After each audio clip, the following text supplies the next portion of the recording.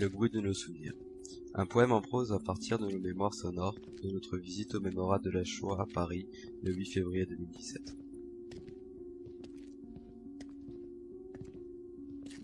Le bruit de la porte sécurisée, l'écho du hall d'accueil qui amplifie nos bavardages, le clac de la fermeture des des casiers. fermetures des casiers.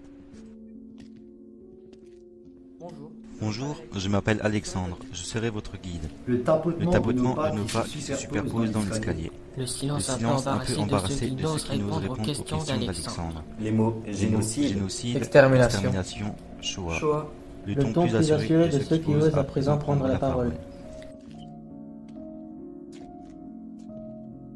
Le bruit du vent Qui court entre les murs, du mur des noms. Une citation de Salacrou qui revient en leitmotiv. Un homme sans souvenir est un homme perdu. Le glissement de nos doigts sur les noms gravés, c'est impressionnant, c'est horrible. Les pas légers devant le tombeau, dans la salle sombre, la voix du guide précise et claire, des chuchotements, des petits chutes, tout ce silence, celui d'une classe habituellement bruyante et animée. Tout ce silence et de plus en plus de questions posées, crimes contre l'humanité. La rumeur, des autres visiteurs qui s'aimantent à notre groupe.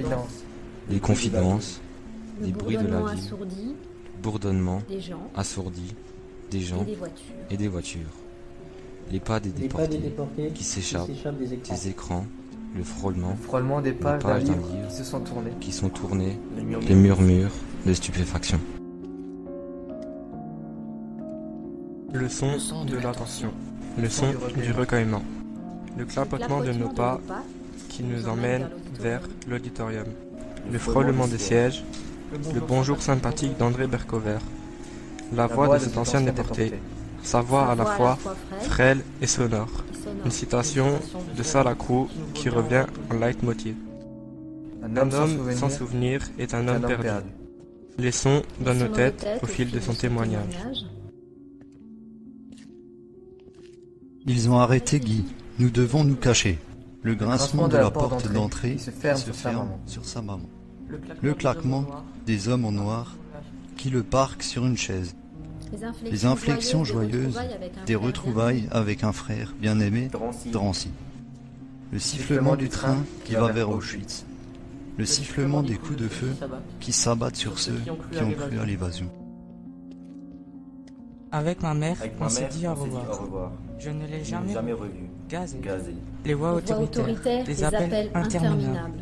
Le bruit des coups qui s'abattent. Voilà comment se passaient les choses. Quel son peut dire l'indicible. La voix de mon frère, la petite musique, de la force de vivre.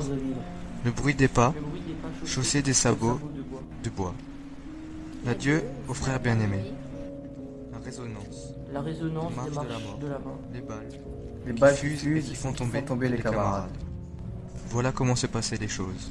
La voix d'un fermier polonais. La voix d'un fermier polonais. La voix des soviétiques. La voix des soviétiques.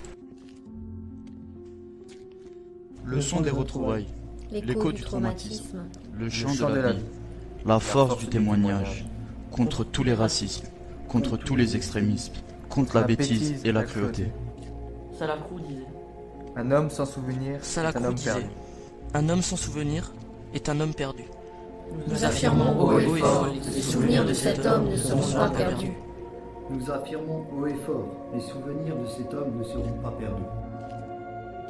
Ce poème a été créé à la suite de notre visite au mémorial de la Shoah à Paris, lors de laquelle nous avons pu rencontrer André Bercover. Nous avons collecté nos souvenirs sonores et nous les avons transposés dans ce poème souvenir afin de ne jamais oublier et de toujours transmettre.